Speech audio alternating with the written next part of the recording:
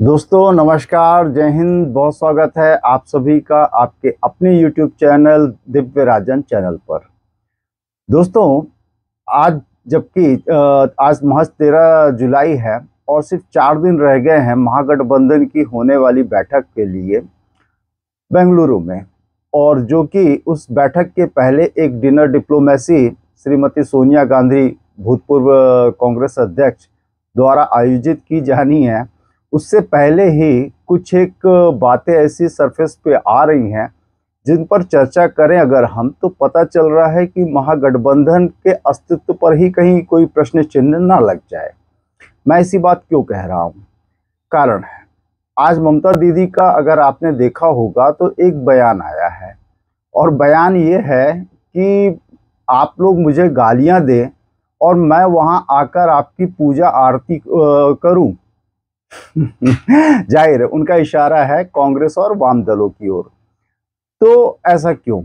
देखिए, अभी जो हालिया पंचायत चुनाव हुए हैं और दीदी ने जिस प्रकार से एक तरह से क्लीन स्वीप किया है, 61% का वोट शेयर लेकर आई हैं, जो कि डेमोक्रेसी में एक बहुत बड़ी सफलता होती है और एक क्लीन स्वीप की ओर इशारा करता है।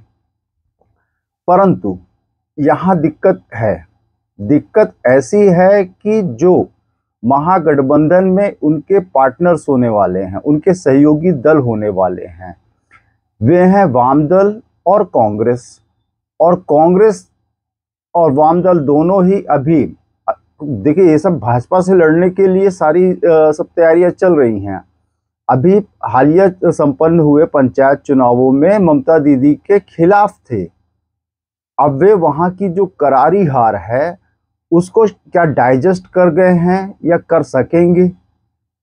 अगर आपने जो टीवी डिबेट्स में देखी होगी, खासतौर पे वाम दल जिस प्रकार से एग्रेसिव थे और दीदी को जो भी जितना भला बुरा कह सकते थे, जिस प्रकार से चुनाव हुए और रिजल्ट आया, तो उन्होंने तो देखिए कोई कोर कसर ममता दीदी को कोसने में छोड़ी नहीं थी।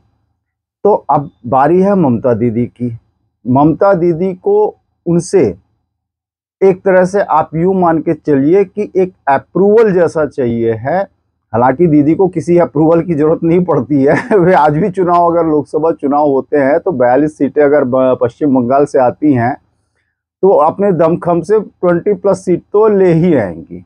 फिर सामने कौन है कौन नहीं है उससे उनको, दीदी को कोई फर्क नहीं पड़ता है।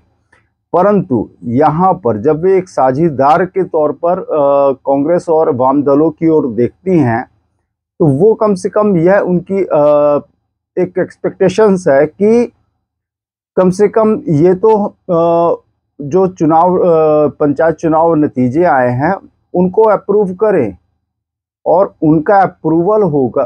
उनके अप्रूवल से मतलब कि कम से कम इस प्रकार का विरोधाभासी बयान ना दे कि फ्री एंड फेयर इलेक्शन नहीं हुए, वहाँ जो हिंसा हुई, वहाँ जो धांधलियाँ हुई, वह सब को बिल्कुल नज़रअंदाज कर दें और जो भी नतीजा आया है उसको स्वीकार कर लें।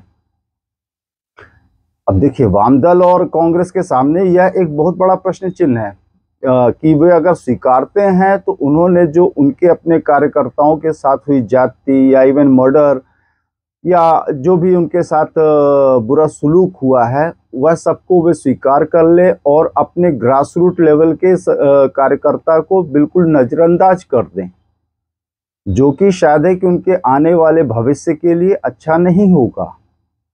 और दूसरी ओर ममता दीदी अब जानती हैं कि उन्होंने जिस प्रकार से पंचायत चुनाव में रिजल्ट लेकर आई हैं, उसके बाद उनकी स्थिति महागठबंधन में और मजबूत हो गई है, तो वे इसका भरपूर फायदा उठाना चाहेंगी।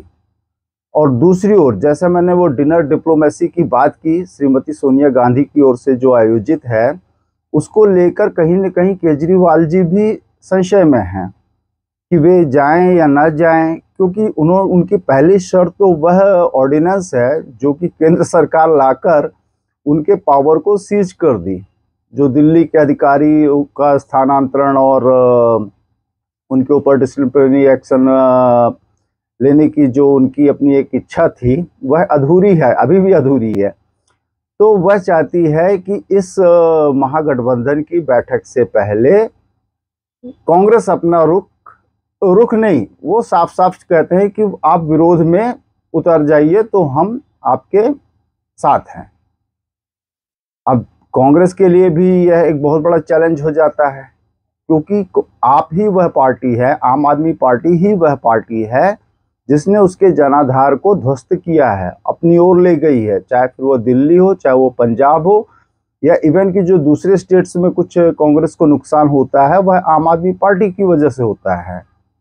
तो ऐसी स्थिति में तो कांग्रेस के लिए और वह गले की हड्डी बन जाती है।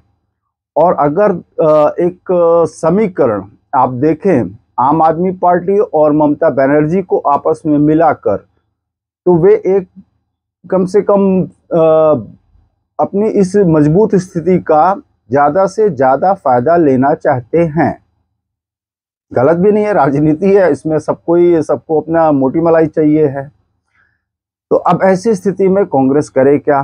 दूसरी ओर अभी जैसा कि आप लोगों ने जाना होगा कि राहुल गांधी जी अपने नए आवास में शिफ्ट हो गए हैं या शिफ्ट होने वाले हैं, जो कि भूतपूर्व चीफ मिनिस्टर दिल्ली स्वर्गीय श्रीमती शीला दीक्षित जी का आवास होता था ईस्ट निजामुद्दीन में, तो वे वहां शिफ्ट होने वाले हैं, जिसके अब टेक्निकली मकान मालिक संदीप दीक्षित जी होते हैं। और संदीप दीक्षित जी ही और अजय माकन जी, ये वो दो दिल्ली के नेता हैं जिन्होंने केजरीवाल जी के खिलाफ सबसे पहले बिगुल फूंका था। तो ऐसी परिस्थितियों में केजरीवाल जी के लिए भी स्थिति बिल्कुल पसोपेश वाली है कि वे महागठबंधन की बैठक में जाएं या ना जाएं। नहीं जाते हैं तो उनको एक कारक माना जाएगा कि जिसने विपक्षी एकता में सेंध लगाई। दूसरी तरफ ममता दीदी, अगर उनके आज मैं वक्तव्य पढ़ूं तो कुछ ऐसा था कि आप लोग मुझे गालियां दें और मैं वहां आकर आपकी पूजा करूं, आरती उतारूं, जैसा मैंने पहले बताया। साफ इशारा उनका कांग्रेस और वाम दलों की ओर था। तो अब ऐसी स्थिति में फंसते हैं वाम दल और कांग्रेस। देखिए, राजनीति एक ऐसा खेल है जिसमें कभी कोई भले एक बार कुछ समय के लिए हाशिए पर चला जाए, मगर अपनी उम्मीदें नहीं छोड़ता।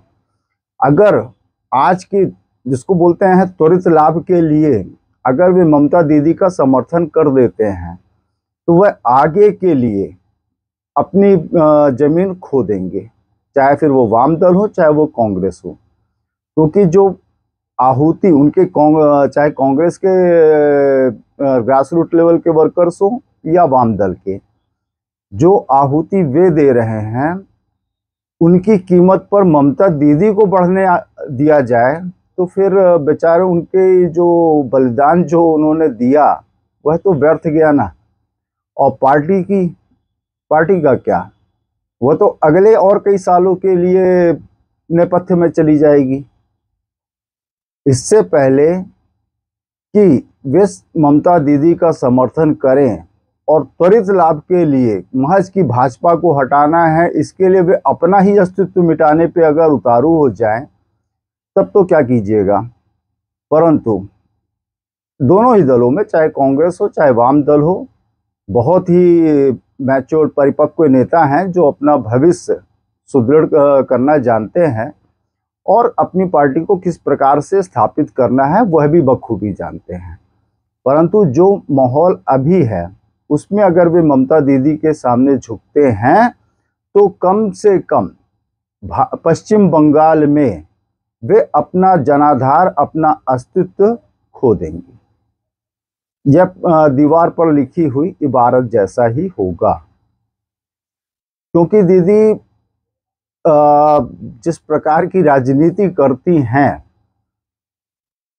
तो एक तरह से ऐसा कहिए कि शेर की सवारी करने जैसा ही होगा, कांग्रेस के लिए भी और वाम दलों के लिए भी। वाम दल खासतौर पे जिनका अपना एक गढ़ रहा है पश्चिम बंगाल, और वे आज भी बहुत मेहनत कर रहे हैं वापस से अपने गढ़ को पाने के लिए, उनके लिए तो खासतौर पे बहुत बड़ा एक झटका होगा अगर वे ममता दीदी के साथ जाते हैं।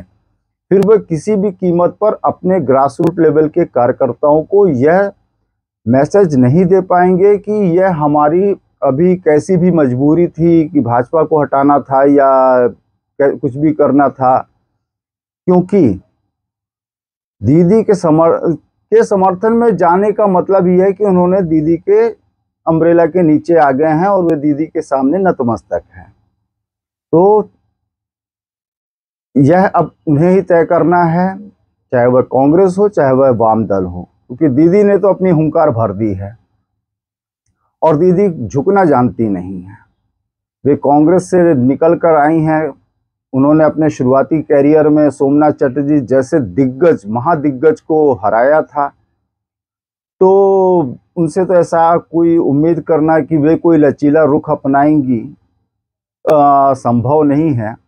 अब तय करना है कांग्रेस को और वाम दलों को कि वे दीदी के संरक्षण में जाते हैं, उनको अपना नेता मानते हैं, या अपनी अलग पहचान के लिए वे फिर से संघर्ष करेंगे। अभी के लिए इतना ही, धन्यवाद। और हाँ जी, अगर संवाद अच्छा लगा हो तो प्लीज़ लाइक का बटन दबाना बिल्कुल ना भूलें। चैनल पर नए आए हैं तो सब्सक्राइब का बटन दबाना भी बिल्कुल ना भूलें। जय हिंद, वंदे मातरम, जय जय श्री राम।